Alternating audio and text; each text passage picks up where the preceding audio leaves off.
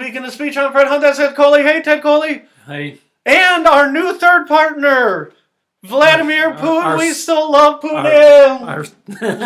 Our silent partner. Our silent partner. No, he's not so silent. He's always looking over our shoulders, making sure the beacon of speech is giving out the advice that he gives us. Putin calls me on the red phone. He says, Fred, make sure you say nice things about Donald Trump. Fred. Go ahead. We are going to talk about Donald Trump today. You got to hold up the book you were reading this week. We're going to have some fun. Trump, the art of the deal. Right? This is Putin. Oh. Putin told us to talk about the Trump book this week. See, it's too bad we can't have... Yeah, I know it's super far away over there. Putin says that's a 5-star read. We got to read that. Okay. My voice is up. I've been talking to Ted for like 2 hours now. I have been driving him crazy. My voice is echoing in his ears already. We haven't even started. We are going to start talking about business, and we're going to talk about classic rock. Before we talk about business on the Putin book, I want to talk to you about the most upsetting thing I read about on the Daily Mail this week. You want to talk about that? You don't know what I'm talking about. Daily Mail is a British... Yeah, British tabloid. I'm going to tell you a story. When I was in charge of the Taco Bell, it was my Taco Bell. I was the general manager at Taco Bell, okay? And we used to serve kids' meals, and you would get a taco and a nachos and a pop, and it would brainwash little kids into loving Taco Bell. They would also get a cheap kids' toy like stickers or cardboard cutouts, okay? I'm not telling you any secrets. You vaguely know what a kids' meal is, right?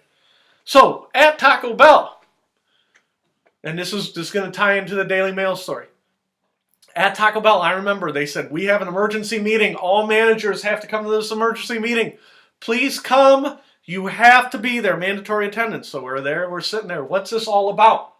Taco Bell is being sued for permanently disfiguring, I got to remember the exact language, permanently disfiguring a 2-year-old. How did a 2-year-old get permanently disfigured by Taco Bell? Use your imagination, Ted, as best as you can. How did a Taco Bell Happy Meal permanently disfigure a 2-year-old? They cut themselves on the toy? No. Even worse. At the time, we sold not the taco. You eat the taco. Yummy, yummy, yummy. Little kids would choke on the taco. You give them the Heimlich. They still lived. They're not permanently disfigured. Little kid, they put them in the booster seat, right? Mommy, mommy, mommy, I'm hungry, I want tacos! You little brat, shut your hole. I want to eat, I'm starving, give me tacos, mommy! Listen, little brat, shut up. Here's your tacos, slam it on the table. Here's your nachos, slam them on the table. Here's your nachos. Little kid, mom's exasperated, she's sitting down across the table, right? Little kid takes the nacho cheese. Scalding hot nacho cheese. Ah! Ah! Scalds himself. Nacho cheese everywhere. As he's burning himself, the scalding nacho cheese is like everywhere, right? So he burned his hands, he burned his face, because the nacho cheese was too hot. Yeah. Okay? Now, Taco Bell got sued, and they said, we are going to do an out-of-court settlement. Please do not advertise this to your customers. We are now going to serve nacho cheese that is cold to kids so they don't burn themselves. Okay? Now, in a million years, would you have ever thought of nacho cheese permanently disfiguring a 2-year-old child? No. No. They settled. That woman got a paycheck, and the managers called a meet, or the muckety mucks. They called a meeting, and they said, "You, Fred Hunt, you are going to serve cold nacho cheese." And I sat back and I said, "Well, I'm the branch manager. I'm just going to keep serving hot cheese, and I'll take that risk. I'll wait. I hope somebody does sue me because I can laugh at them in court." And they said, "We are your boss, and we tell you you're going to serve cold nacho cheese. Because if you serve hot nacho cheese, they will skip over your neighbor's Taco Bell and go to your Taco Bell. It's like stealing customers." Oh, my God. I can't get away from this place fast enough. Right? So you want So you me... were going to defy orders. Yes, I was going to defy orders because I said I am not a moron, and I'm going to take that risk of them suing me. Okay? And they said, no, you're going to do what we're saying, or else we're going to get rid of you. I'll be like, oh, please, the warm embrace of termination, right? Please don't keep me at this crappy company anymore. Okay? And that's when, don't get me wrong, Taco Bell's not a crappy company. Yes, they are. But the whole thing with the nacho cheese wasn't whether it was right or wrong, good or bad. They did not want to get sued. Now, once they had the liability opened up to them, they're like, we're not going to serve warm nacho cheese anymore. Now, today, if you order a kid's meal, what do you get in that kid's meal? Do you have any idea? No, I don't know. No, you get a taco, and you get a cinnamon twist, and a pop. They took nachos off of the menu for kids' meals specifically because of that child that scalded himself on the hot cheese. Right? Now, the point of my story is there is no more common sense anymore. Everything is about liability. Everything is what creates liability. How can we not get sued, even if it flies in the face of common sense? This is why we started the show off. I brought up there is a news story in the Daily Mail. Now, you can still get, like, tacos and, what is it, nacho Yes, cheese? but only adults can order them. Is it still hot? Yeah, it's still hot as can be, but you know not to slap your hand on it and spray it all around the thing. In theory. You know, it's only a matter of time before a special ed kid does it, and they're like, well, we can't serve hot nacho cheese anymore, which is where I'm going. This is what's wrong with America. Now, do they still serve stuff like that at, like the Browns games? And I'm sure they do because, you know, they litigate all that out. When you buy that ticket to the Browns game, you assume any liability of anything that happens to you, which is another story. But I want to go back to the Daily Mail story. The Daily Mail story, and I read this again yesterday, a large family of 6, family of 8, they went to Applebee's. Do you like Applebee's? I don't know if I've ever even been there. Okay. Well, but you're familiar with the concept of Applebee's. They went to Applebee's, and they sat down, and they said, you know what? We do not like how clean your utensils are. So please They bring... wanted them less clean? Or? No, they want them more clean. No. They said, we'll bring you new utensils. And they're like, well, since these utensils are not clean, right? We don't trust you. Just bring out hot water, right? Hot water. Have you ever heard of this before? No. I've never heard of this before yesterday either, right? Please bring out hot water. So they said hot water, and they said, and we don't want like hot water from the spigot. We want scalding hot water like you make coffee with. And like, so you are asking, the customer are asking for scalding hot water so that they can dip the... so you can sanitize your utensils that you don't think we wash good enough? And the customer said, yes, we do. And they said, well, you're the customer. If you want scalding hot water, it's free. We'll bring it out to you. So the waiter walks back, Customer wants scalding hot water. Manager goes, what the hell are you talking about? Explains it to him. Well, they're the customer. It's free. Give it to them. We're Applebee's. We're here to make the customer happy. Right? See if you see where this is going from the Taco Bell story. So the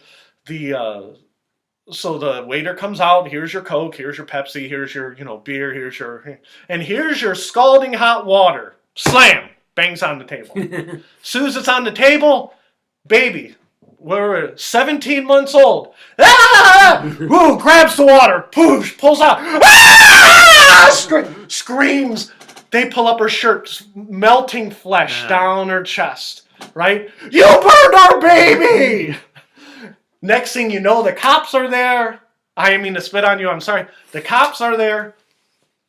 They want to sue Applebee's. Applebee's is like, what the hell are you talking about? You ordered scalding hot water. Scalding hot water isn't even on the menu. You can rot in hell. Get out of our restaurant.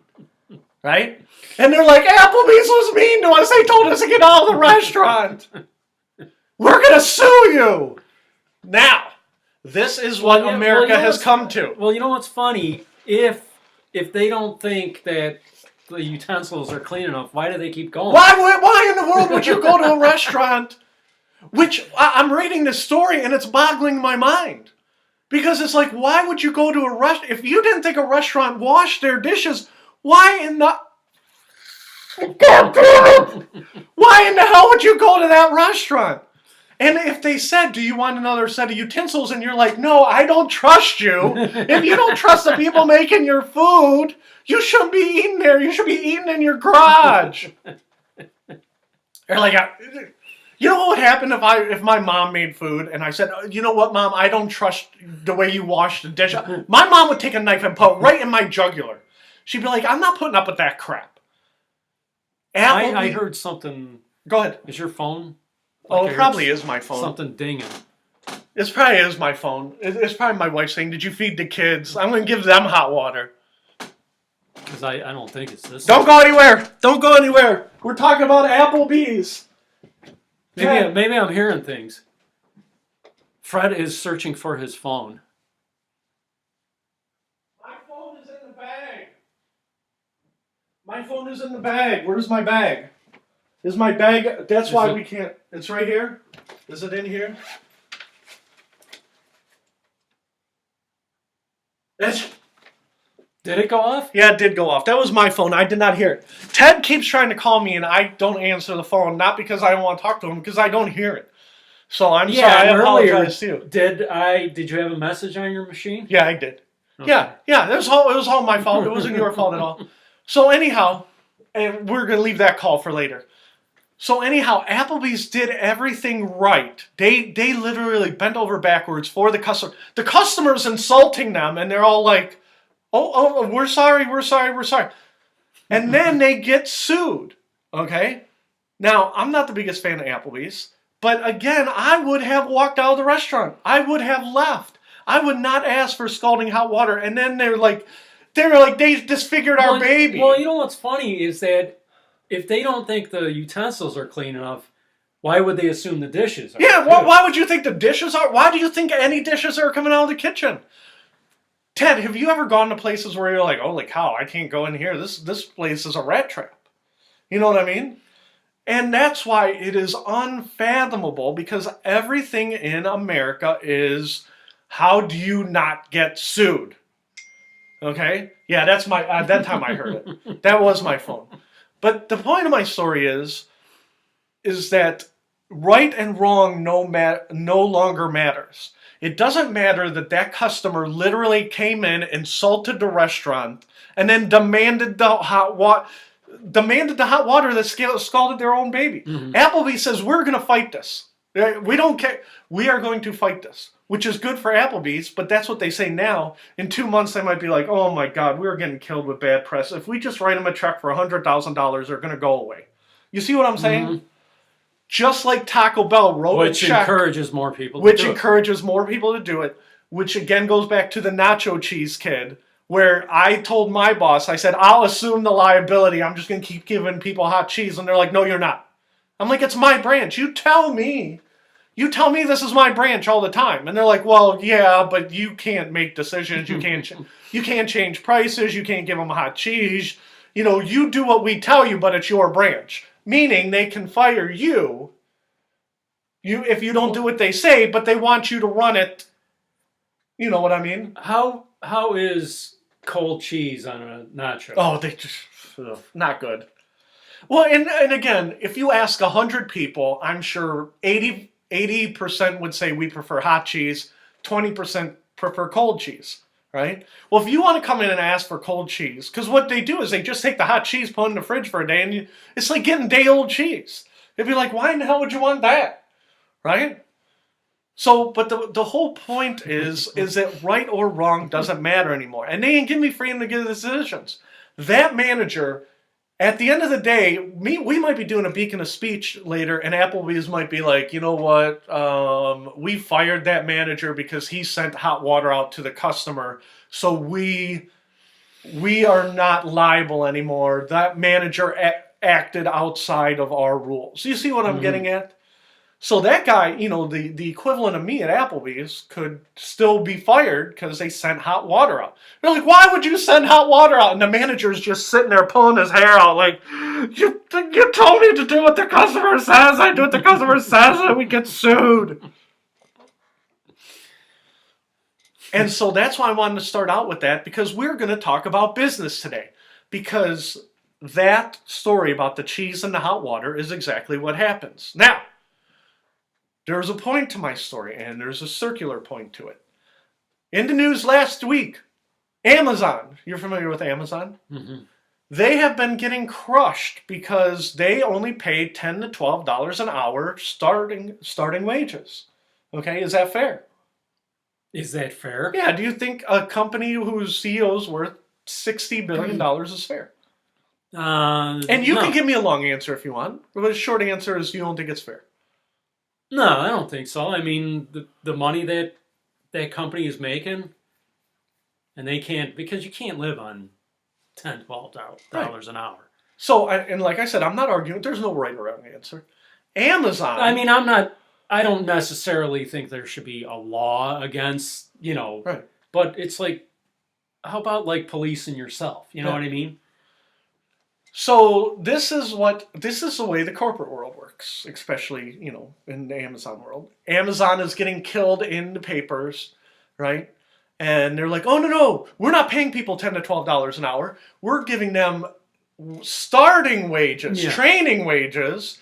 But once they're in the Amazon family, they are also getting stock options, and they're also getting cheaper health benefits than other comparable places.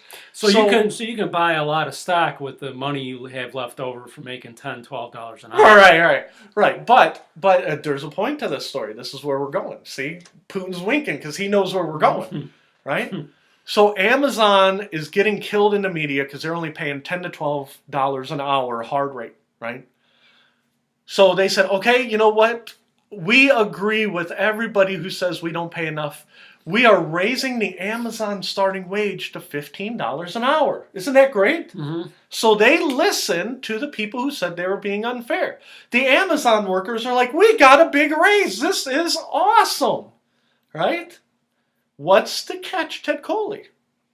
Didn't they take something else away from them? They took away the stock options, they took away the bonus program, and they took away the cheap health insurance.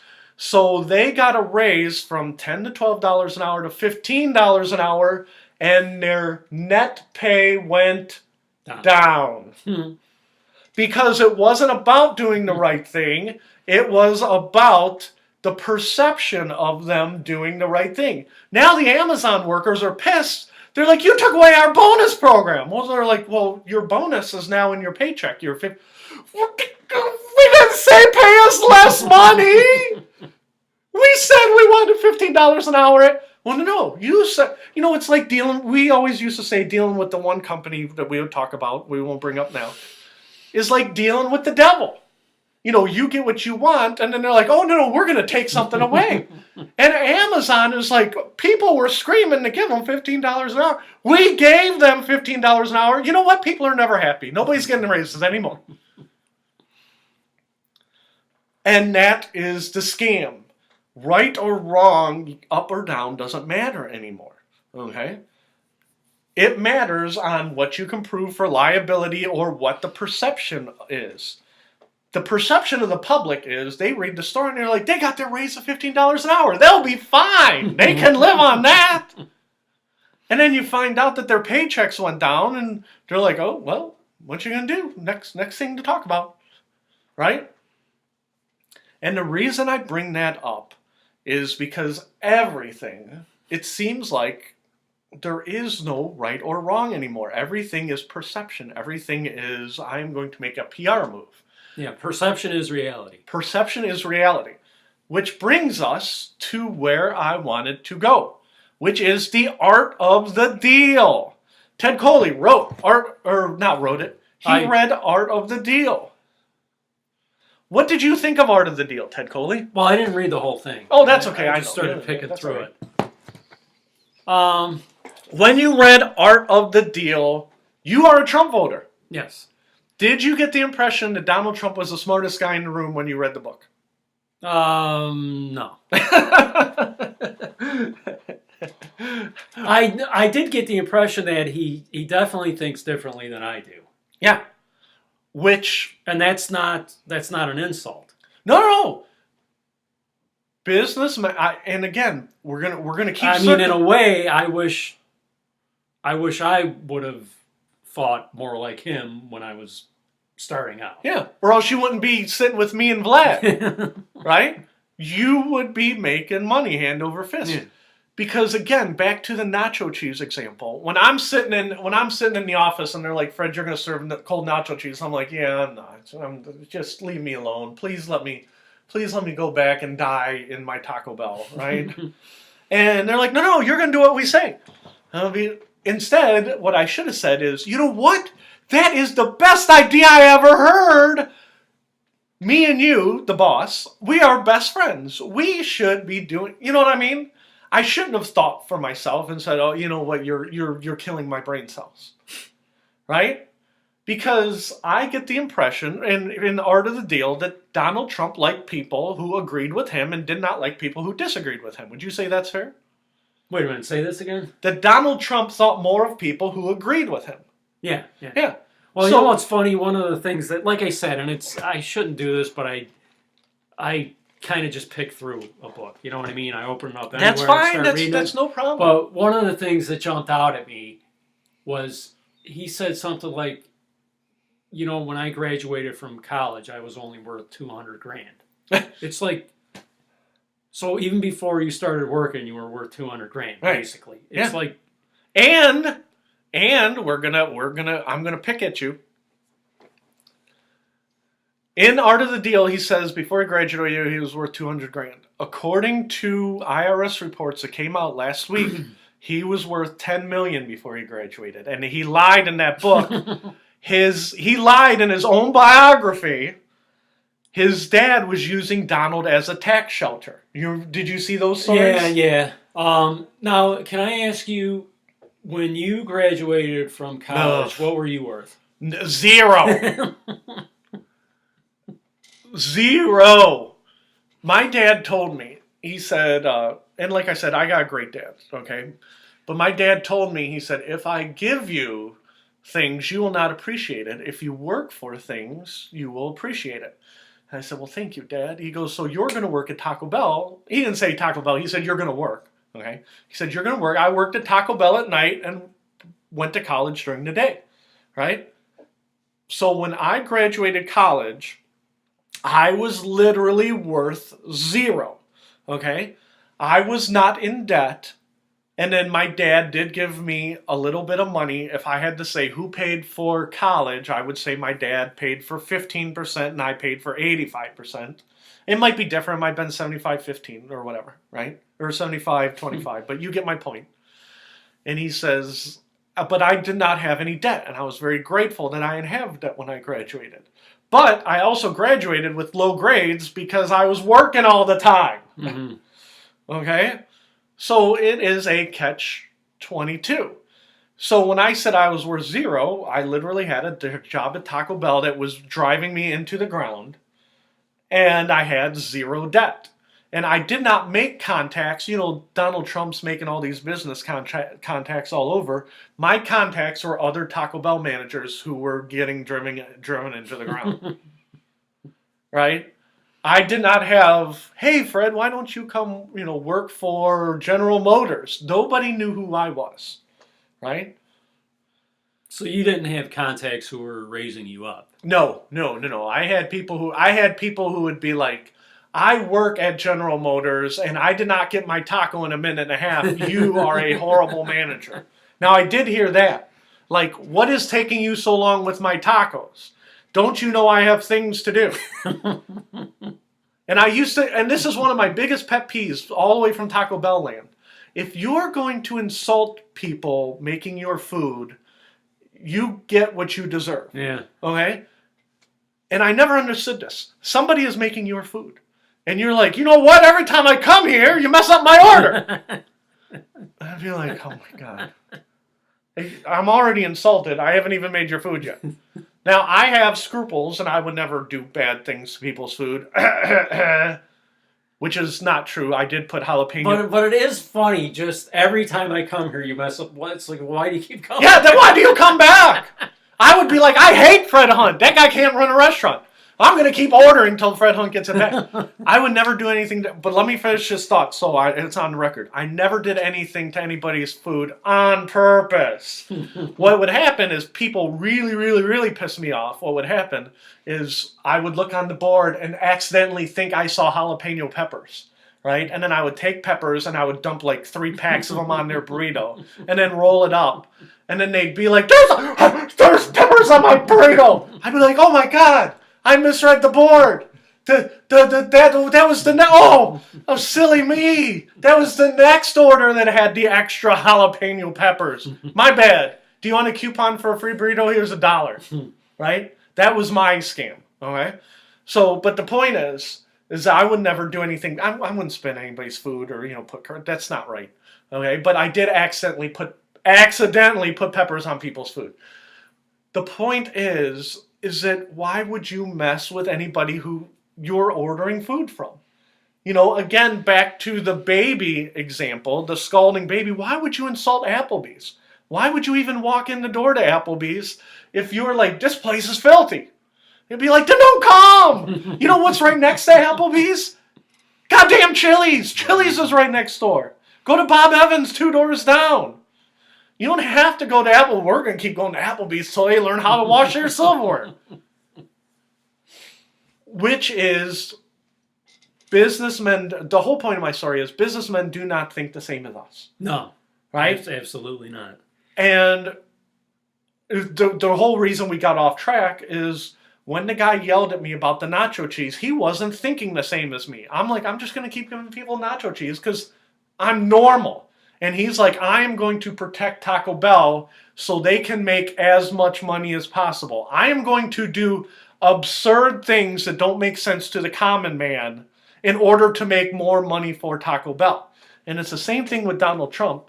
Donald Trump is like, he doesn't think like me and you. How can I make money? You see what I'm getting at? And you would say that that's a fair assessment from the art of the deal, right? Is he does not think like you or me. No.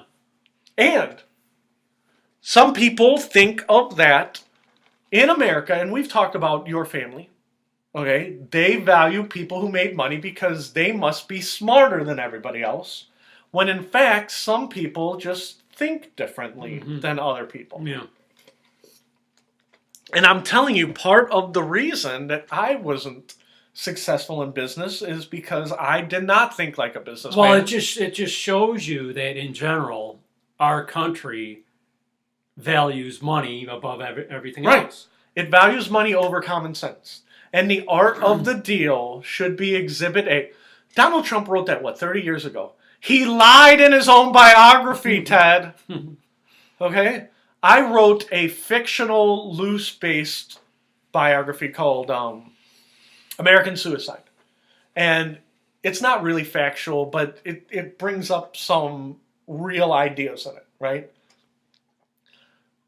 What kind of gall do you have to lie in your own biography? Okay?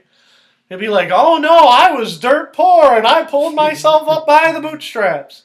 And you're like, no, you didn't. You had $20 million. And you're like, where did you hear that I didn't have $20 million? Wasn't Lawrence Taylor misquoted in his own? Yeah, misquoted in a little. So now you're like, Donald Trump, you didn't pull yourself up by your bootstraps. He's like, where'd you hear that I did? In your book. Well, that was written 30 years ago. But you wrote it. It was your book. Because at the end of the day, there's no substance. Everything's about making money. You know how, Fred Hunt, your book sold 25 copies. My book sold 1 million copies. Art of the Deal sold 1 million copies. Yeah, but my book was more based on reality. But my book sold more. It doesn't matter what your book says. Yeah. I sold more of my book. Yeah, you lied in your own book, but look how much it made. Yeah, do you understand how much money I made on that book? And again, people are like, Trump is awful. You elected a guy who you knew that's who he was. He was a businessman. And all the successful businessmen you know in your life, do you get the impression that they have morals and scruples, or do you get the impression that they are there to make money? Money. And if that's what, and that's why when people attack Trump, it drives me crazy, because it's like you for 30 years, he's the same goddamn guy. You should have been on the rooftop saying, "Do not elect this guy beforehand," and not holy cow. And you know why? Because some people just don't pay attention. And that's the article that I'm working on right now. You know, people are like, "Oh, Donald Trump's horrible." Donald Trump is as horrible as Hillary Clinton. He is, just in a different way. You know, the Clintons complained that they had no money when they left office after 8 years. And somehow they have $200 million. Let me ask you a quick question about math, okay? You're president of the United States and your salary is $130,000, right? You worked for 8 years and you have no money. They said they had no money in the bank when they left office. Somehow they have $200 million in the bank, only doing public speaking and only doing, she was a senator before she ran for president. Right? Right. Where do you magically find $200 million? I would like to know how that. Oh, look who's winking at me. You know where you get the $200 million from, don't you? Because Putin knows what the score is. Well, so, you know what's funny? It's like, I was thinking about this. You know, they talk about like somebody's past, like what Trump did in his past. Yeah. And I'm like, you know, when I hire anybody else to do a job, it's like, that never even crosses my mind. No. Like when I hire somebody, if my drain's clogged, I don't think about like what they have done in their past. Yeah. All I think about is, can this guy fix my sink? Can you fix my sink? Can you roof my house? It'd be like, I don't know, some of your roofers over there look kind of shaky, like they might have been drinking. No, just fucking roof my house. Oh, I try not to swear. Just flipping roof my house. Roof my house. Just do it. I don't care if you beat your first 2 wives and they divorce you. Roof my house. But people try to make it seem like we have to elect a president who doesn't have any bad things in his past. But it only applies to the other party. You know what I mean? And when it's your guy, it's like, well, that doesn't matter. Yeah, and that's the whole point of my thing. You know who... Because like I said, all the people on the left who are complaining about Donald Trump, if he was the same exact guy with the same exact past, only he was a liberal Democrat, those people wouldn't have any problem. No, not at all. No. And they'd be like, oh, and you know what? He used to be a businessman, so he knows how the real world is and why liberalism is great. And that's the scam. If you want to go for pure liberal, right? Who's a good man, who's not scandalous, right? Who preaches ideas above everything else, I think of somebody like Ralph Nader. Now, what happened to Ralph Nader? Ralph Nader did not play the game very well, and the Democrats hate him. To this day, the Clintons of the world hate him. The Gores of the world hate him. Well, look at somebody who we elected who was a good man, Jimmy Carter. Oh, yeah, Jimmy Carter was a good man. He ran the country straight into the ground. And that's the whole point. It's like, so do you want a good person or do you want somebody who can do the job? Yeah, and... Because you usually can't have both. Yeah, and that's the whole thing. Me and Ted were talking about this because I'm working on an article for Beacon of Speech right now. Donald Trump, you remember when he made fun of the handicapped reporter? He's like, right? At the end of the day, that was an 8-second soundbite, and everybody in the world saw it, okay? He broke no laws, right? And he did not hurt anybody. He hurt one guy's feelings. That guy won the Pulitzer, okay? That guy had thick skin. He's like, I don't care if Donald Trump makes fun of me. It just shows what an idiot he is, right? Which is the angle to take. But people who dwell on things that don't matter, and that's what I was trying to say, they dwell, this is his third marriage, he makes fun of handicap. Yes, he does a lot of horrible things. But at the end of the day, did he put a roof on my house? I paid him to roof. Did he put a roof on my house? Now, this is where me and Ted disagree. Because I don't think Donald Trump is doing a great job as president. Exhibit A, Puerto Rico. I think he did a horrible job in Puerto Rico. Ted Coley would disagree with me. I don't know if you would say he did a good job. But if you're going to be mad at Trump, be mad at him for the job he did while he was president. You see what I'm getting at? Yeah. Now, you would disagree about Puerto Rico, but both me and you agree when he was making fun of the handicapped person, he shouldn't have done that, but that's immaterial to whether he could do the job or not. Right? Well, somebody said though that, and I don't know if this is true, but whenever he's knocking somebody, he does the same. He does the same thing. Right. Yeah. So it's not that he was necessarily imitating the handicapped person. That's how he makes fun of everybody. But, and this is the thing, he is a reality TV star. No matter what you say, he was a star of his own reality TV show. So he is like me, when I'm making fun of the 17-month-old baby getting, burned with water, right? He's using you're fired. He's looking at the camera, you're fired. Wink. He knows how to play to the camera. He knows, he has a certain charm and charisma. They said that Ralph Nader had zero charm and charisma. Zero. They said he was like a board. That has more charm and charisma than Ralph Nader did. I guarantee you, if Ralph Nader ran against Putin, Putin would get more votes because he's just more fun and popular. Mm-hmm. Well, another argument that drives me crazy is you can't run the government like a business. It's like everything is run like a business. Everything nowadays is run like a business. And you can't say that because, and like I said, you can't run the government like a business. I agree with that. But a lot of people in this world think, in America, not in the world, in America, think America should be run like a business. So that is not an uncommon thought. But what I'm saying is that there's a lot of things that you could say that about, but none of them are. Everything is run like a business. You could say you shouldn't run a church like a business. You shouldn't. But it is run like a business. Me and my mom were just talking about this just this week. My grandfather, who's 95 years old, they said, "Do you like your priest?" And he goes, "He runs the place too much like a business, right? It's like the church." And he's like, "Oh yeah, he does this, and this." And it's like, the church is not supposed to be. It's supposed to be a church, and the government's supposed to be a government, and a school's supposed to be a school. No, we're going to run everything like a business, right? And again, back to the Amazon example, when you run everything like a business, good and bad don't matter anymore. It's about perception. You want to run the school like a business, you're like, every kid is going to pass, no kid left behind, they're all going to pass their standardized tests. Well, other nations in the world don't believe in standardized tests. They believe in, experience and the breadth and depth of education, thoughts and all that other fun stuff, thinking and reasoning.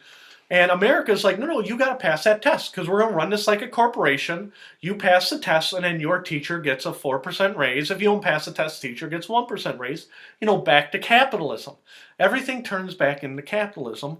That doesn't mean that things are right. That means that there's a certain amount of accountability and a certain amount of PR. 99% of our kids pass the standardized test, so we must have a good district. When you're teaching towards the test, that doesn't necessarily mean that you have a good district. Just because Amazon bumped their pay raise up from $11 an hour to $15 doesn't mean that they solved the original problem. Everything is smoke and mirrors and art of the deal. What is the deal? Did we make a good deal? Well, if sometimes you make a good deal, that guy makes a bad deal. Tell me more about the Trump book. Did he talk about his wives at all in there? Well, like I said, I only started reading, and I was reading the section about the New Jersey Generals, which I know. Don't start. That makes me so mad. That makes me so mad, Ted. And I just thought one thing that he said that shows the difference between me and Donald Trump is that the New Jersey Generals drafted Doug Flutie. Right.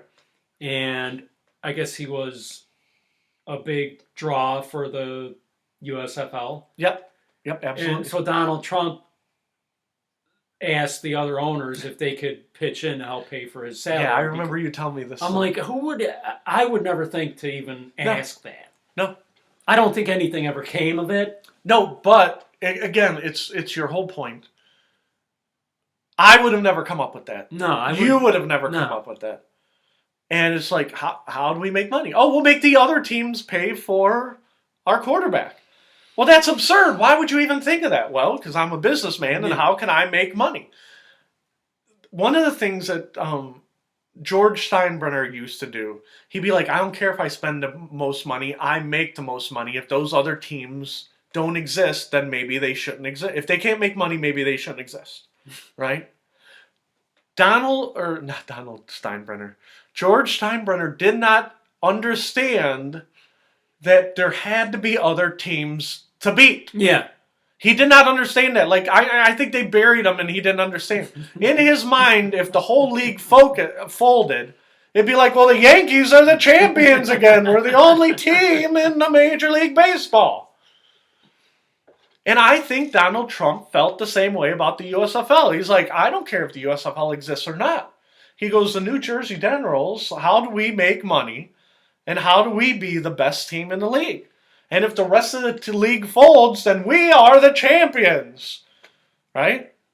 Once we're champions of the USFL, the NFL will take us and bring us into their league. Which I believe is Donald Trump's ultimate goal. But I do not want to get bogged down in the USFL because that will make me angry. You know, when you think of it, though, I think a lot of people who start businesses now, that's kind of their goal, too. It's yes.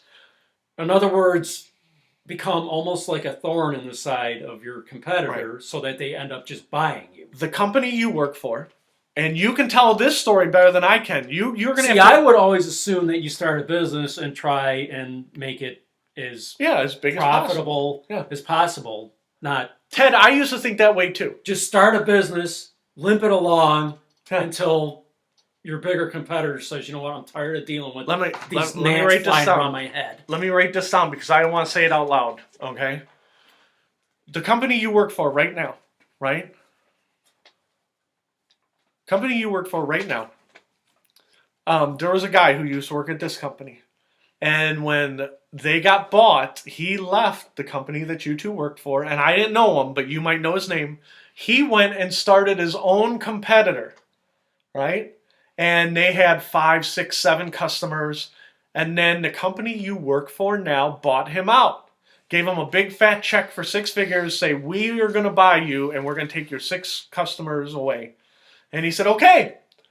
And he had a no-compete clause for 5 years. After 5 years, he went and started another company, and he did not want to make any money. He wanted to get bought by the bigger company that we work for right now. This one, right? Do you know who I'm talking about? You can say his first name, but not his last name. You know what? I'm not sure who you're talking about. Okay. Because my understanding was from the management that the guy started his own business, got bought out, spent that money for 5 years, and then after 5 years, he started another new business with the goal to get another check, to get bought out. I've heard that story, but I'm not sure who it is. Oh, okay. I thought you knew the guy, because you're going to have to tell me off. Well, he would come in the back of the vault, and I met him, but I could not remember his name. I know who you're talking about now. Okay. Would you go give me his first name only? Dave. That's his name, yeah. So Dave, because nobody knows what's going on except for me and you, they'd be like, Dave's a genius. Every time he wants to make money, he just sells the company to the bigger company. Genius. And I'm like, I don't know, it almost sounds like a grift or a scam. You know what I mean? How can I make money without working? Well, I'll take the other company's customers and then sell the company back to them. Right? Does that make sense? Yeah. I said it's almost like you're working the system, but again, it goes back to that's how me and you think. Donald Trump would say that Dave is a genius. He's like, oh my God, I'm going to do that. I am going to start my own company and then sell it back to the original company that I stole the idea from. Genius. right? He goes, that's like printing money. That's freedom. And again, there's all types of people, and businessmen will come in and say, you know what? You know why Beacon of Speech doesn't make any money? Because it's run by Fred and Ted. They don't think like successful businessmen. And that's why the Donald Trump thing, it bothers me, but I don't understand what other people don't see. You know that I'm not a successful businessman. You know that for a fact, right? But I can see what Donald Trump does. I pay attention and I see click, click, click, click. And I try to discern hype from, realism, right? Because part of what Donald Trump does is plays to the camera. Where's Putin? We got to go same as Putin. Wait a second. We're going to do the thing. So,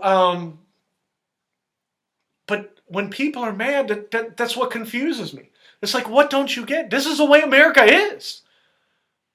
And if you don't like the way America is, instead of voting for one big giant political party or the other, like I said in the article, that I made you read, I said if you really were concerned about women's issues, like truly deep in your heart, your number one reason for voting in 2016 was women's issues. You know who you would have voted for? You would have voted for Jill Stein. You would not have voted for Hillary Clinton. Her chief of staff, her husband, was sending nudes to teenagers, right? Her husband basically ruined those women's lives. Are you talking about Anthony Weiner? Yeah, Anthony Weiner.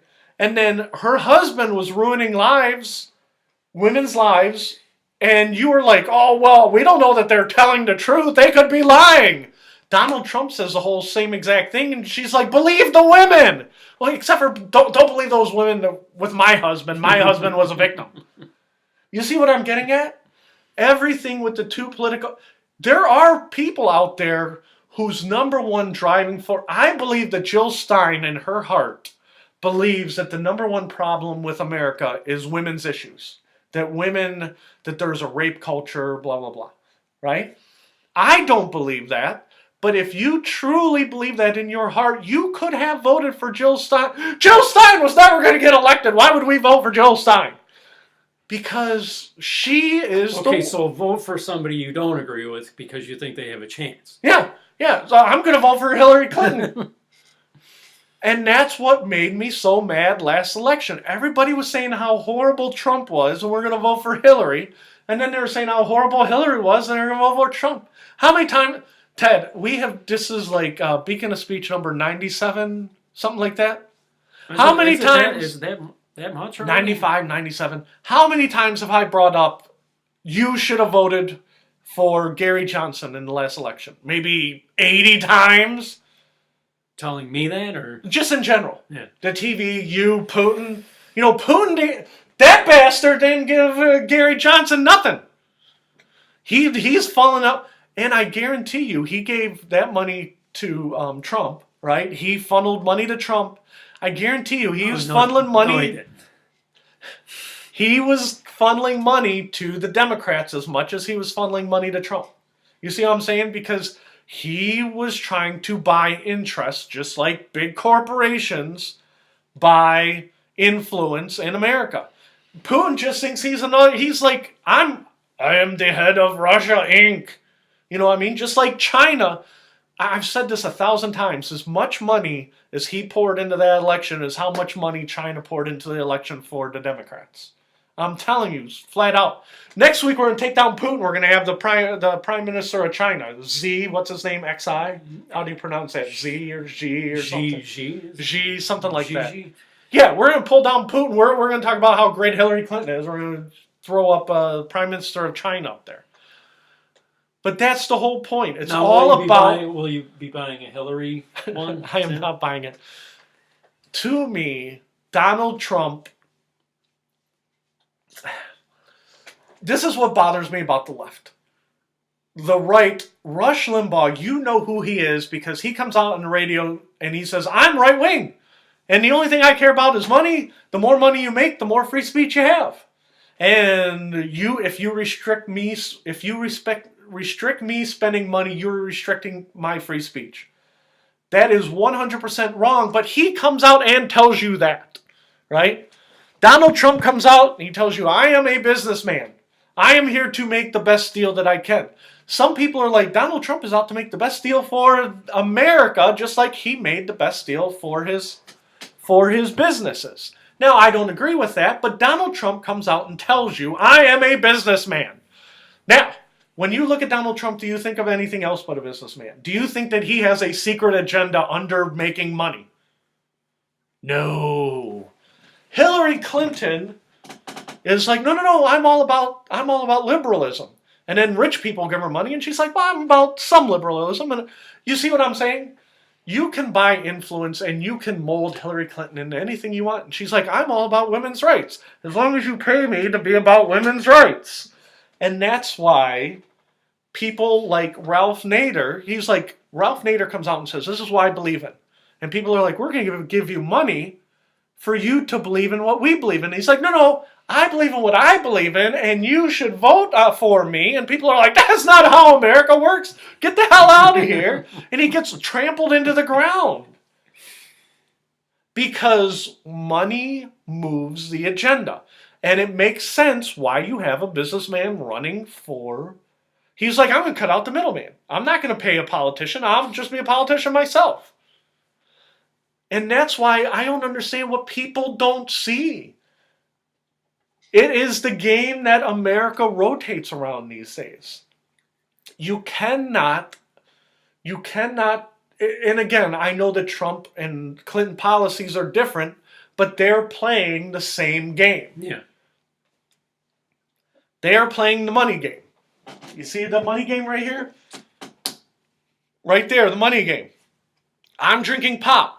Is McDonald's the best restaurant there is out there? Well, you know what? You know what else is funny? It's like this country worships wealth and celebrity. And then they bitch because a person like Donald Trump becomes president. Yeah. It's like, well, that's what you worship. You worship wealth and celebrity. There are good people who ran. Now, I'm not saying... It's like, how did he become president? It's like, how did he not become president earlier? Donald Trump has been running... He ran third party. It was 2004, 2008. And he got no votes because he did not have the machine behind him. And he kept saying, I need to get in one of these political parties in order to become president. He played the game. He played the game the best that he could. And the thing is, I know it sounds like I'm kind of knocking him, but I'm not. Because I like him. I'm just saying, people bitch about how did this happen. It's like, how did it not happen earlier? Yeah. I mean, the way this country is. Yep, I agree. I remember when Ronald Reagan was running, and he was running against Jimmy Carter, by all accounts, a very good man, very religious, Habitat for Humanity, good Christian man. He got steamrolled by Reagan. Steamrolled. I mean, he got run into the ground. And people are like, how can you elect an actor? Well, because, America feels good, and, we rode the 80s. Rush Limbaugh would say that Ronald Reagan was the greatest president there ever was. Right? What did he do? He loosened the shackles of government. Okay? People are saying that Donald Trump is loosening the shackles of government. That's not really true, because Donald Trump is actually growing government. But he's like, oh, no, I'm running it like a business. It's like, oh, my God. Well, it seems like no matter who's in there, government grows. Yes. Gary Johnson ran on the platform of shrinking government. And they're like, well, where are you going to shrink government? And he's like, well, I'm going to shrink government A, B, and C. You can't do that. You're trying to put people out on the streets. That's not what I said. Well, they said, I think on Glenn Beck, they said, the economy is obviously booming. Right. And they said that for the past year, the deficit was 1.2 trillion. Yeah. So even when the economy is rocking, it's like we're still running a huge deficit. Yes. It's like you would think that when the economy is rocking, that would be the time to start paying stuff down. Yes. But it never happens. It doesn't matter if the economy's good, bad, or indifferent. Yeah. Apparently now it's trillion-dollar deficits all the time. Yeah. When Reagan was there, they said you cannot have a strong economy with a huge deficit. Now our economy's going crazy, great, and the deficit's going. Economics 101 says you cannot do that forever. Okay? But again, smoke and mirrors, what is real and what's not. It's great that the stock market's doing great, but they said that, I think it was 20% of the people own 90% of the stocks. Well, I'm glad that 20% of the people in this world's doing great. Would you say that you're one out of five Americas who's doing great in the stock market? No. No. Your boss is, because he talks about it every day. All right, I'm looking at the time. I don't want to keep dwelling on this, but would you recommend Art of the Deal to somebody who's not very familiar with Donald Trump's past? Yeah. Yeah. Because he talks about business. Would you say he talks about business principles in there? Like I said, I only started reading the book. That's okay. You don't have to, Business principles? Yeah. Buy low, sell high. Yeah. Yeah. I mean, it's economy 101. Buy low, sell high. I mean, you're not splitting the atom. Well, how do you buy low and sell high? Well, that's a little more complicated. Well, that's another thing. You have to have a decent amount of money to begin with in order to buy anything like he bought. Yes. So in other words, telling that to somebody who doesn't have any money really isn't going to help them. Nope. Telling somebody, you know what, I know that this company you want to buy is worth $15 million, but offer them $5 million. Well, I don't have $5 million. Yeah. I want to talk about one other money thing, okay? And this is probably going to make you mad. Are you familiar with the artist Banksy? Banksy? No. Banksy is a performance artist / graffiti artist / regular artist. And supposedly he's the new anti-art artist, because the best thing you can be is an anti-art artist, right? Okay?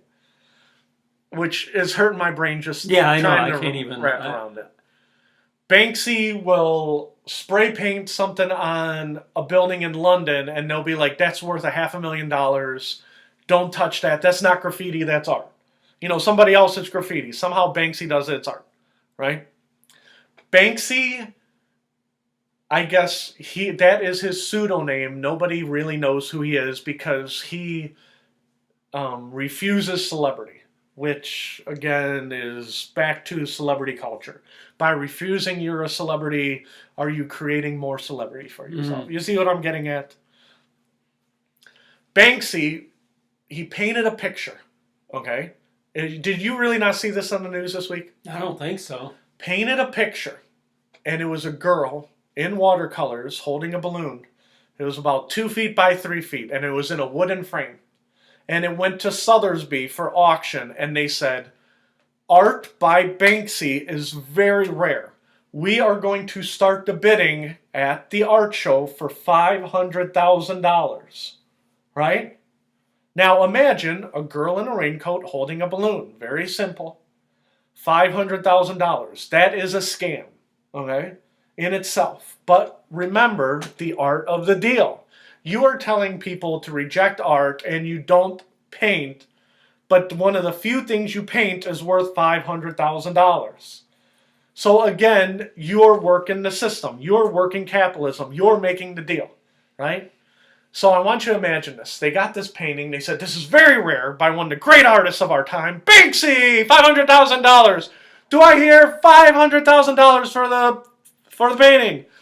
$600,000 for the man in the battle. $700,000 the lady in the white hair. $800,000. Goes on and on for a half an hour. $1.4 million to the gentleman in the white coat. Thank you very much. $1.4 million for this rare Banksy photo, right? As they point towards, or not the photo, the painting. As he points to the painting, Banksy is hiding in the art house He presses a button. The painting shreds itself. The painting drops through, and this is like a movie. This is real life. Painting drops through a shredder in the frame and shreds itself. The auction house is like this. Because they get like 10%, 10 to 20%. So they just had $140,000 flush right down the drain, right in front of them. Right? We're going to go to commercial, right? So the next auction guy comes in. He starts auctioning. Ignore what just happened. Next photo or next painting, $100,000. Here what had happened is Banksy said he rejected the capitalism of art trading. So his statement was he was going to shred his own art. Okay? Now, if you had 1.4... Now, what does he do for money then? If you know what I mean? The rumor is that, again, this is not confirmed. Because I assume that's his only job is painting. No. The rumor is that he's in a band in Great Britain and he makes his money on music. Oh, and then, so it's okay to make money off of that kind of art. Yeah. So his painting is his side job, supposedly. Some people say his side job is music to cover for his art. You get what I'm going to? Yeah. So he was rejecting capitalism and the art trade. Okay? Now, if you had, let's pretend like we became successful. Would you have the galls to shred a $1.4 million check that we got from Beacon of Speech? No. Okay? I did not either. And that's why I'm like, that is a ballsy move because I don't think he had $1.4 million to shred. Okay? But part of me is like, you could have taken that $1.4 million and maybe painted more, right? And I was thinking there's ways you can reject the system without shredding a $1.4 million check. Or you could just take that money and give it all to charity. Like, you know what I mean? Yeah. So, and this is the ruse, this is the art of the deal, the Donald Trump thing. Now, that painting is now worthless, correct, Ted? Yeah. Wrong. Art investors have said by making an anti-art statement that painting is now worth $2 million. What, the shredded remnants? The shredded remnants hanging from the frame is now worth $2 million. Now, some people have said that Banksy did it as a publicity stunt to drive the price up of his painting. Would you ever think of shredding your own art to drive the price of your own art up? No. Which again goes back to the art of the deal. Did he really do it to make an anti-art statement, or did he do it to drive the price up as a publicity stunt? You see what I'm getting at? Which again, now you're thinking on another level that's hurting my head to explain, and it's hurting your head to hear. Yeah. Because you would never think of that. No, I wouldn't. I would never. And that's why when I say that about Trump, I'm complimenting him. Yeah. And me too. He has a mind that I don't have. Yeah. And because I'm like, I could never do that. I would take the 1.4 million and I'd be like, you know what? Let's say I got 1.4 million for Beacon of Speech. I would not destroy it. I'd be like, oh boy, that's 1.4 million I can reinvest in the Beacon of Speech, or I'm going to reinvest $1 million and give $400,000 to in a way, free speech charities. In a way, guys like that almost remind me of like Andy Kaufman. Yeah. It's almost like they're just goofing on everybody, and everybody thinks they're serious. Yeah. Yeah. Because when I heard the art history, because I'm like, he shredded a $1.4 million check, and they're like, nah, he didn't exactly shred the 1.4. I'm like, what do you mean? That painting's worthless. Just like when Andy Kaufman would do those wrestling matches, and didn't he start going crazy and screaming? All that was part of the act. That was part of the act. And then afterwards, come close. You remember the pictures where he would put his arm around him and wink. He's like, oh no, we put on a good show. Right? But that do you see what I'm saying? It's like I almost think like Trump is doing that too. Yeah. Which again goes back to the reality show aspect of it. Donald Trump joked around that he could shoot a guy in the street and he wouldn't be arrested. Okay? People on the left are screaming, he wants to shoot a guy in the street! Donald Trump was using hyperbole. Okay? Do you know what hyperbole is? As a writer, I know what hyperbole is. Donald Trump did not literally mean he was going to shoot a guy in the street. But do you remember when he said it? People went crazy. Yeah. Did you hear what he said? Because that's the reality show. That's the deal. That's the wink, wink, nudge, nudge. Hey, let's have some fun. We're at a political rally. And that's what I don't get. They're like, we have to stop Trump. You know what's going to stop Trump? Term limits. In the end of 2 years, he'll be gone. And if he really tried to shoot a person in the street, I'm sure Congress would impeach him. Okay? You know, we keep going back to Reagan. Reagan said he was going to bomb Russia. He goes, I was making a joke. Even Putin knew it was a joke. Even young Putin in the army, he did not think that Reagan was gonna bomb him. He was not like, oh no, Reagan is coming. Even he knew he was goofing. All right, we're an hour in. I keep trying to transition, but I got to transition because I want to talk about the Rock and Roll Hall of Fame. Okay? There's 15 people who are eligible to go in the Rock and Roll Hall of Fame, right? And it made me so angry, I wrote an article about who should be in and who should be out. Okay? And I showed Ted the article. I didn't let him read it. But I introduced Ted to one of the great bands of all time. Ted, the band is called Kraftwerk. When you saw Kraftwerk, we watched 2 videos by Kraftwerk. Do you want to go out and buy a Kraftwerk album? No. No. Rock and Roll Hall of Fame, I understand that you have pioneers of rock and roll going back to Muddy Waters in the 1950s, okay? In the 50s, Muddy Waters, I believe, you could correct me if I'm wrong, he was very popular in the black community. Would you say that's fair? I think so. I believe so too. I don't know a lot about him. But... So he was a pioneer that rock and roll stars stole from, right? Muddy Waters, I don't think he died a rich man, but, you know, he died as a musician. I'm going to die dirt poor, you know, playing the blues or, you know, whatever. And the band Kraftwerk, they're trying to say that Kraftwerk was the grandfathers, you know, the pioneers of electronic music. And I'm like, I don't know. I'm just not buying it. And they want to put Kraftwerk in, and I'm like, I just can't see it because, number one, they're German. Okay, it's the Rock and Roll Hall of Fame. And just say they were pioneers of electronic music. I don't see that many people making... Now we're going to be pissing off the Germans. Yeah, and the Germans are going to be pissed. Putin, he hates the Germans. He says, piss them off all you want.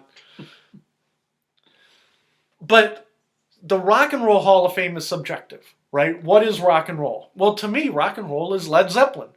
And if you want to argue, you could argue that Muddy Waters and other blues artists laid the foundations for what Led Zeppelin did in the 70s. But Muddy Waters and B.B. King and their ilk, they were popular in their communities, right? In the black communities, they were very popular. In the South, they were popular. Right? I don't know where in the hell Kraftwerk was popular. Anywhere. Okay, there's no pockets of Kraftwerk fans in America. You see what I'm getting at?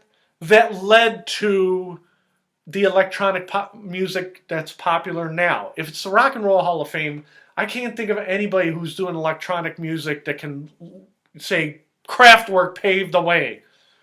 You see what I'm saying? Mm-hmm. Now, electronic artists say that now, but they don't belong in the Rock and Roll Hall of Fame either. You see what I'm getting at? You know, I showed you the band Rammstein, right? Even though they use electronic music, you could see where they were part rock and roll. Would you say that's fair? Yeah. So, when you're talking about the Rock and Roll Hall of Fame, you put rappers in, and you put in like Run DMC, you can see where rap started from if you go back and you listen to James Brown. Some of the samples, they said that James Brown, I think I can't remember the name of the song. I want to say Modern Drummer, but that's not right. Rappers can trace their samples all the way into the 60s where they stole samples from James Brown, right? So that's why you can, or even if I don't like rap, and even if you don't like rap, you can see where the lineage comes from. Mm-hmm. Okay? And you want rock and roll to be current today. Where's the line? Who reinvented rock and roll? Who did new things? Okay?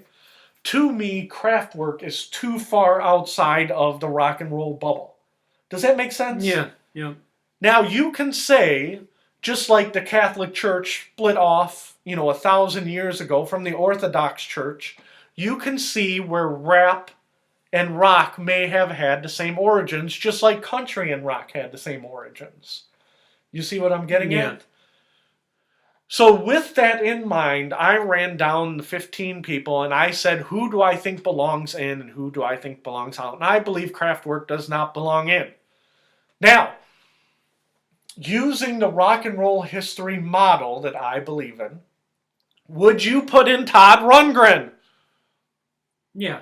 I definitely would, and Ted did not know this, but he was a producer on Bat Out of Hell. Okay? He was the producer, he was a producer on, who sang American Band? We're an American Band. Grand Funk Railroad. Grand Funk, yeah. He was the producer on that. Todd Rundgren. Todd Rundgren. I didn't know that. Todd Rundgren had 20 top 40 hits. He would sneeze, top 40 hits would come out, right? And he was in a new wave band. He was one of the first new wave bands when he joined Utopia. So between having hits and being an intricate part of rock history, I believe Todd Rundgren belongs in. The question is, Todd Rundgren started his career in the 60s. He was eligible for the Rock and Roll Hall of Fame 20 years ago. Going back to our premise of everything in America is about money, why is Todd Rundgren not in the Rock and Roll Hall of Fame? Ted Coy! I don't know. They said that the Rock and Roll Hall of Fame is very political. And a lot of the major labels decided who gets in the Rock and Roll Hall of Fame. Todd Rundgren was one of the first people who came out and said, well, screw the major labels. I'm going to start my own label, and I'm going to make whatever music I want. And if it's a hit, that's great. If it's not, well, F you. Right? The problem is with Todd Rundgren's... You know what the name of his label was? Hawkwind or Windhawk or something like that. The problem is with his little label, he was busy making music, right? So how did Todd Rundgren distribute his music through his own label? He had to go through Warner Brothers. He had his own label, but Warner Brothers was the distributor, Okay. right? So you could see how that business plan would work, right? So Todd Rundgren's marching along, doing his own thing.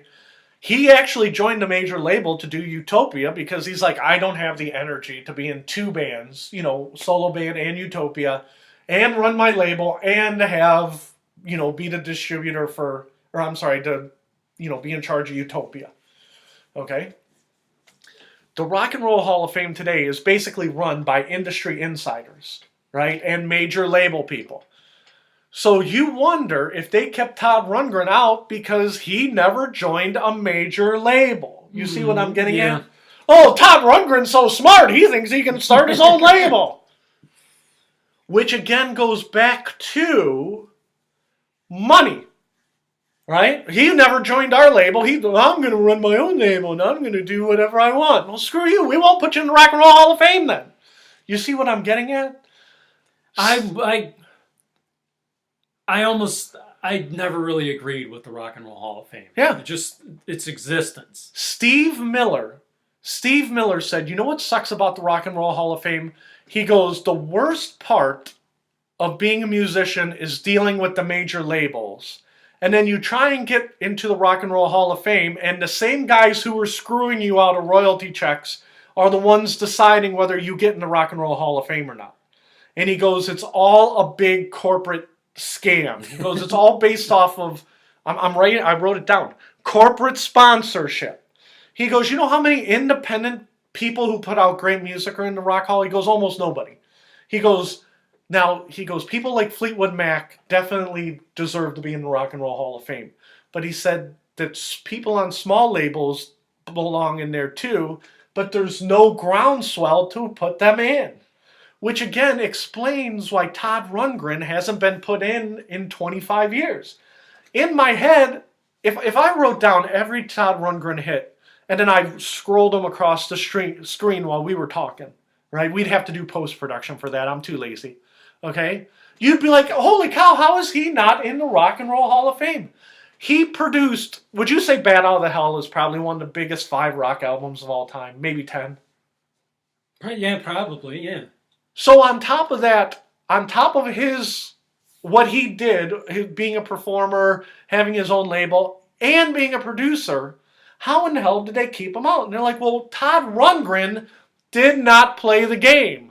You know what I mean? He was the Ralph Nader of rock and roll music. You know, he's not out there, the best looking guy making friends. He wasn't at all the parties doing coke with all the regular executives. He was like, no, I'm good making music over here. Just keep doing your thing. Now, I'm not saying that Todd Rundgren didn't do drugs. I don't know one or the other. But when you hear of prolific drug users, do you ever hear of Todd Rundgren? No. No. And part of the time, I heard Stevie Nicks. Stevie Nicks would do a mountain of drugs, right? With that guy, but it was always record executives, right? Stevie Nicks, we partied with her for 2 years. She's in the Rock Hall. Stevie Nicks is going to be in the Rock Hall for a second time as a solo artist. She's in for Fleetwood Mac, and they want to put her in for a second time like she's Paul McCartney, right? Because Stevie Nicks, now, don't get me wrong. What did she have, 3 solo albums or something? Oh, Ted, I didn't even know this. She had like 11 solo albums, right? 11? Something like that. Oh, But I would never guess that. When I think of Stevie Nicks, I think of Gold Dust Woman, right? That's Fleetwood Mac. When I think of solo, I think of Stop Dragging My Car Around. Grab that book, Ted! Grab that book. Do it. Lean over. When I think of Stop Dragging My Car, I think of Tom Petty. I think of her and Tom Petty. I can't, off the top of my head, I can't think of any Stevie Nicks song that I like, not that exists, but that I like that was a Stevie Nicks solo song. You see what I'm getting at? Mm-hmm. You say Paul McCartney, and I think of, Wings, I think of, say what you, with Michael Jackson, he kept going. When I think of Stevie Nicks, I can't think of anything. Now, some people might, did she sing Gypsy with Fleetwood Mac or solo? I think it was with Fleetwood Mac. Well, see, I can't think of any! Well, Edge is 17. That's... Oh, yeah, that's okay. That's not bad. But the point... one interesting thing that I read in that Tom Petty book was they said that title, Edge of 17, came from... Stevie Nicks was friends with Tom Petty. Right. And his wife. Yeah. And Stevie Nicks was talking to Tom Petty's wife, and Tom Petty's wife told her, I met Tom at the age of 17, but because of her northern Florida accent, it sounded like Edge at the age of 17, Yeah. So Stevie Nicks, being a true artist, took that and turned it into at least a title. Yeah, oh, that's cool though. Because I always wondered where Edge is 17. What does that mean? You know? Well, we're gonna get into who's eligible and who's not. So we're gonna keep going. Okay. So I'm telling you, Stevie Nicks is gonna get in. Okay. Eventually, she's gonna get. It might not be this year, it might not be next year, but they're gonna put her in, and she's gonna be the first woman to be in twice. Once for solo, once for Fleetwood Mac. Okay, do you want to talk about Fleetwood Mac or you want to keep talking about the Rock Hall? We're going back to Rock Hall anyhow. You want to talk about Fleetwood Mac? Whatever. Fleetwood Mac is in the news yesterday. Lindsey Buckingham is mad that they kicked him out of Fleetwood Mac at the age of 70. What is Lindsey Buckingham doing, Ted Coley? Is he doing a solo tour? Lindsey Buckingham is suing Fleetwood Mac for loss of income. Oh boy. He's healthy enough to tour, right? He is able to tour. He is willing to tour. Well, wait a minute. I thought the whole reason they kicked him out was because he didn't want to tour, right? He didn't want to tour when on their timetable. He wanted to finish his solo tour. They did not want to wait for him. He said he is willing, able, whatever the expression is. Willing, able, right? Wanting, willing, able. And Fleetwood Mac would not wait for him, okay? And he is part of Fleetwood Mac. He has a contract for the tour. So now he is saying, I am suing Fleetwood Mac for kicking me out, so I still get my share of the tour, whether I am there or not. Okay? Now, what kind of people think that way? That even did he also ask for scalding water for his utensils? No, grab the book. Grab the book. Which what one? kind of people? What kind of people think that even though they're not on tour, they're still entitled to their full share? So they're suing Lindsey Buckingham is suing Fleetwood Mac for his percentage of tour proceeds, even if he's like, well, screw them. If they kick me out of the band, I don't want to tour with them, but I'm still getting my contract. I'm still getting my money from the tour. And something tells me that he's going to win that, by the way. Predictions, Ted. Do you think Lindsey Buckingham came up with that on his own, or do you think it was his corporate lawyer? His corporate lawyer, Don Trump Jr., I guarantee you, he said, listen, Lindsey, he goes, you got a contract. They can't just fire you. You are ready to tour. You are ready to go. You are an intricate part of Fleetwood Mac. Sue them for loss of income. That's awesome. That is truly awesome. Because, again, you would not have thought of that. And again, your band Wasted Space. They're going on tour, right? And you're like, I don't want to go on tour yet. I have things I have to do. Go on tour next year. And they're like, we're going to tour without you. And we're going to replace you. And then 1 year later, you're like, listen, I was going to go on tour. They wouldn't wait. I'm going to sue you for tour proceeds. Would you have ever thought of that, Ted Coley? No, you would have never thought of that because that's not the art of the deal way of thinking. Now, Lindsey Buckingham, in his defense, I think of him as a true artist. I like Lindsey Buckingham. Yeah, I do too. But I'm telling you, a corporate lawyer grabbed Lindsey and says, if you're mad, you can either go into the night and keep doing solo stuff, or you can sue their brains out for kicking you out of Fleetwood Mac. You see what I'm getting at? You know what's funny is how long is this going to go on? Because this has been going on probably, 35 years, this kind of stuff? 35 years. With Lindsey Buckingham and Fleetwood Mac. It's like, are they all going to be like in an assisted living and still doing this? Well, Mick Fleetwood is probably like this. You don't understand. Lindsey was whacked out on coke in 82. He's been pulling this crap for 30 years. I'm so sick of this. You know, you're like, what is your problem?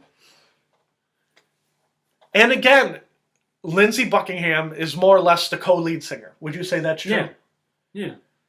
How many stories every week we talk about it? The lead singer and the rhythm section. You know, who's the other guy? Not Mick Fleetwood, but the other one. John McVie. John McVie has been like, he'd probably be like, Lindsey's been doing this for 30 years. I agree with Mick Fleetwood. He's spot on. You know, and they're both using Metamucil and walking with walkers. And they're like, we don't understand what's wrong with Lindsey. This has been going on. Why can't he get with the Fleetwood Mac program? And that's why it never ends. The corporate way of thinking, the art of the deal. And I'm telling you, they are going to have to cut Lindsey Buckingham a check. He is going to win that. And then, you know, Mick Fleetwood would probably give an interview. He'd be like, well, why'd we even tour? We had to give a quarter of our money to Lindsey. He wasn't even here, that bastard. But back to the Rock Hall, because we're running out of time. So it's like, it's just funny because when you think of like what rock and roll is supposed to be about, Yeah. it's like that's like the complete opposite. The complete opposite. You are not supposed to sue your bandmates, but not go on tour with them. You see what I'm saying? That's all corporate world shit. See, once again, everything is a business. Everything's a business. Again, top to bottom. And again, how did Fleetwood Mac deserves to be in the Rock Hall? 100%, right? But they got, I mean, literally, as soon as 25 years ticked away, Fleetwood Mac got in the Rock Hall, like in 10 seconds. Because they were popular, they had hits, and they played the game of the music business. Again. Well, I think they did it early on. I'm not so sure they did. Oh, no, not early on. But by the time the 80s came, they were playing the music business game. Yeah. They were not little independent artists anymore. Because I think like when they first started, like when they had Peter Green was the opposite of the game. Right. And it's the same thing we talk about the Eagles. We were talking about just before we went on air. The Eagles are still touring. When they started, they were about rock and roll. And when they got back together, Hell Freezes Over, they were about the art of the deal. And now Glenn Fry is dead. And they're like, because I was telling Ted, I just told him right before we went on air. I was at a Monsters game, and they're naming them off. I even named off the wrong Eagles, because I don't like the Eagles. Okay? They're like, Joe Walsh, Timothy B. Schmidt, right? Mm-hmm. Who's the other guy? Who's the main guy? Don Henley, blah, blah, blah. And Vince Gill! And it's like, Vince Gill, God, why are you still touring? Why are you still doing what? Don't forget, what's Deacon Fry? Deacon, he was the last one. He was there right from the beginning. Yeah, and so that's the whole thing, because it wasn't about the music. It's all about packaging the Eagles and selling them to you, and then you buying $300 tickets. Again, it had totally changed into this corporate entity, just like the Republican Democrat Party. Donald Trump, like I said, he exploited it because it's just another business. Yeah, so now the only people who can afford to go to an Eagles concert are corporate executives who started off as idealistic hippies too. Right. You know? Yeah. The real hippies who are still living as hippies, who are making, $40,000 a year, they can't afford to go see Eagles. Yeah. When I went to go see the Pink Floyd cover band, I saw people in walkers, people in canes, people who are old as dirt, right? And I'm like thinking they can't afford to go see Pink Floyd. They can come see the Pink Floyd cover band at the fairgrounds. They cannot afford the Pink Floyd tickets. Now, they're not touring anymore, so it's not a perfect example. But who needs to see the Eagles? I already asked you if you would pay $300. If I handed you $300, would you go see the Eagles? Not only would I not do it, but I want my $46 back from 1994. But that's the whole point. This is what Ted Coley wants, because we're going to have to tie this up. We're going to have to finish the Rock and Roll Hall of Fame next, okay? Because I wanted to get to this, okay? Do you think there's any way I could sue the Eagles for my $46? We're gonna start to tail off on this.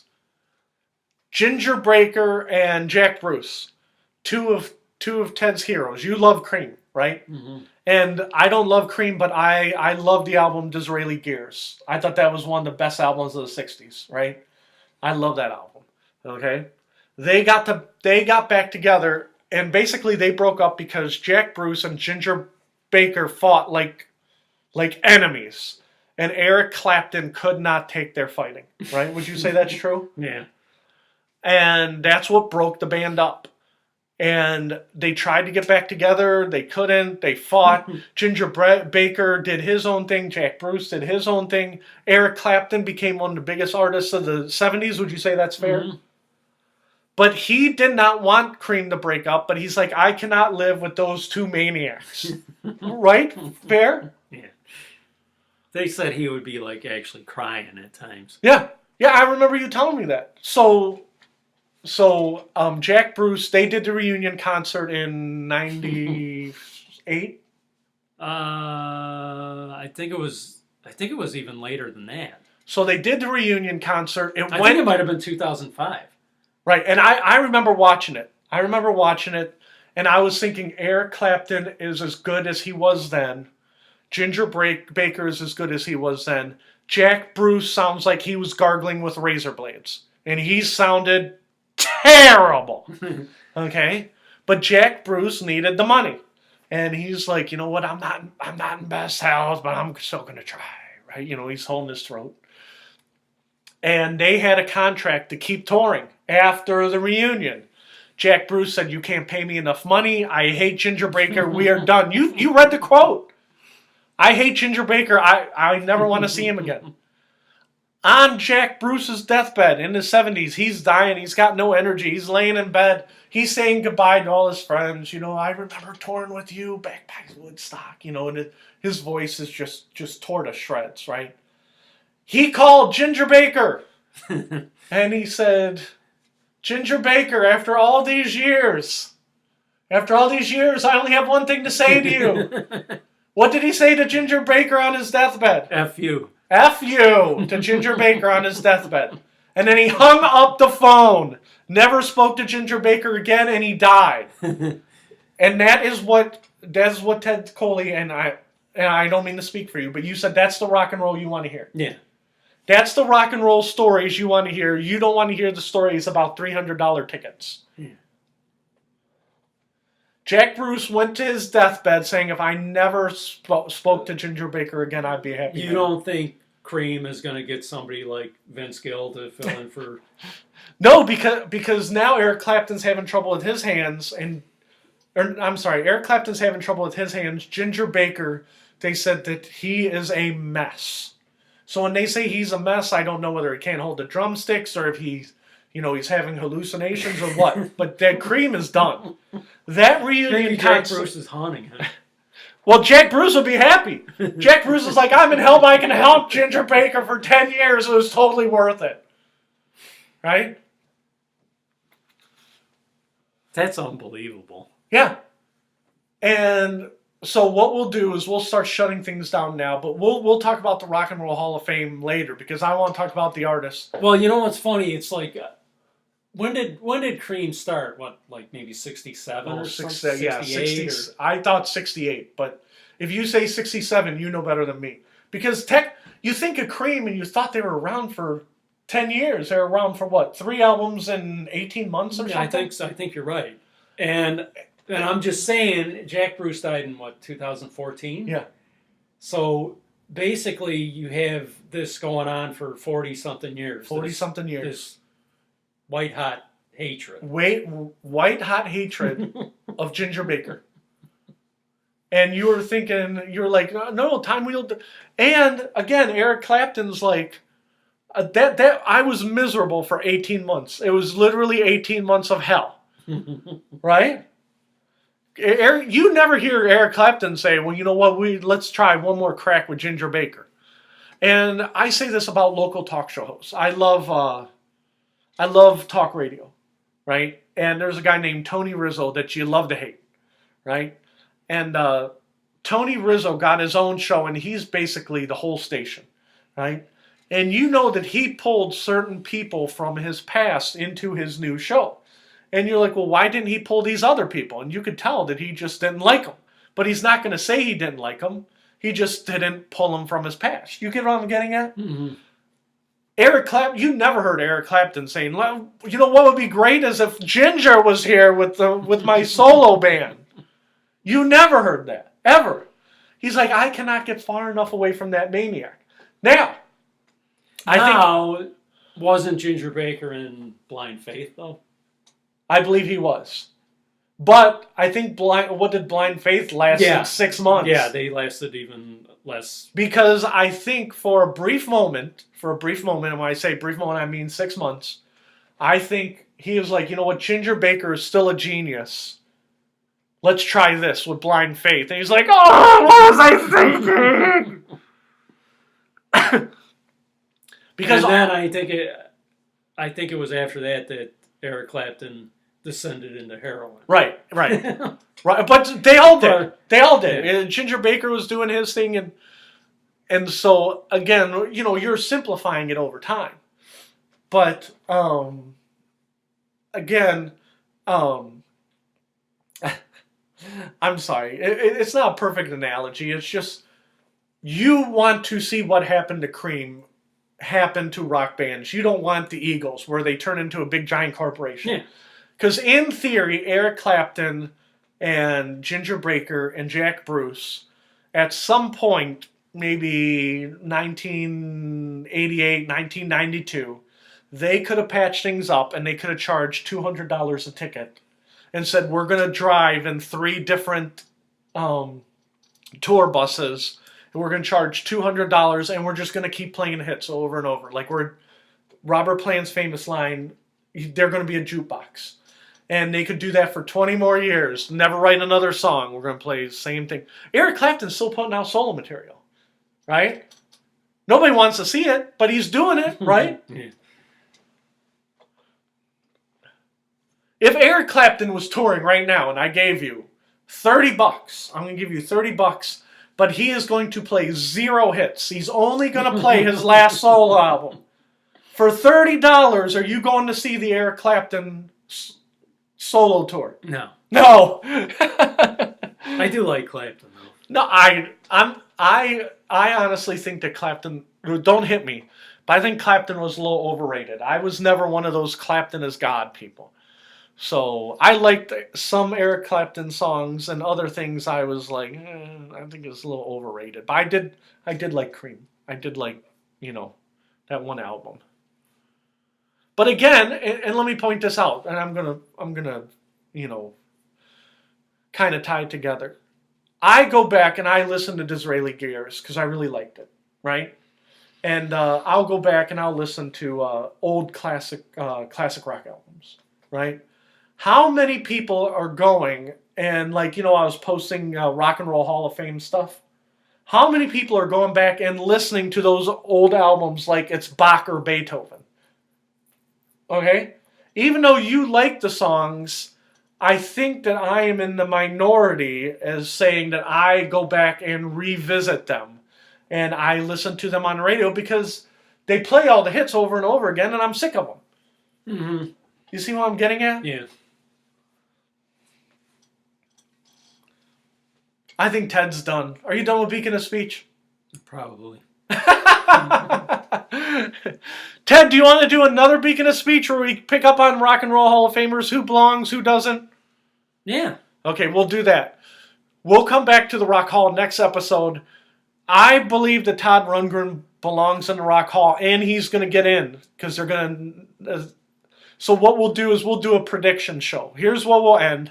We'll end here for today. And then I will start the outline with who belongs in the Rock and Roll Hall of Fame, 1 through 15. Todd Rundgren, absolutely yes. Kraftwerk, absolutely no. You only get the pick 5 out of 15, Ted. Do you think you could do that? Out of the 15 that were nominated? Yep, out of the 15 that were nominated. And then if there were any glaring omissions, like one of my glaring omissions is Weird Al. Okay, now you don't love Weird Al like I do. Okay, if you can think of a glaring omission looking through the list and be like, they're not in Rock and Roll Hall of Fame, like let's use, did you ever listen to Judas Priest? No, I didn't. Okay. There's a lot of people who think Judas Priest, it's not the Rock and Roll Hall of Fame without Judas Priest. Okay? When I was a kid, that was in my wheelhouse. I should have been listening to Judas Priest. I thought Judas Priest was overrated. I listened to Anthrax and Metallica and Slayer. I ain't listen to Slayer. I listen to Anthrax and Metallica. But if you're going to put metal bands in the Rock Hall, well, somebody would come back at me and they'd be like, well, you can't have Anthrax and Metallica without Judas Priest and Iron Maiden. So now you have the argument, do they belong in the Rock Hall as pioneers? Okay? Which goes back to the Kraftwerk example. You, Ted Coley, cannot go back and change your mind in the next week. You're not allowed to put in Kraftwerk.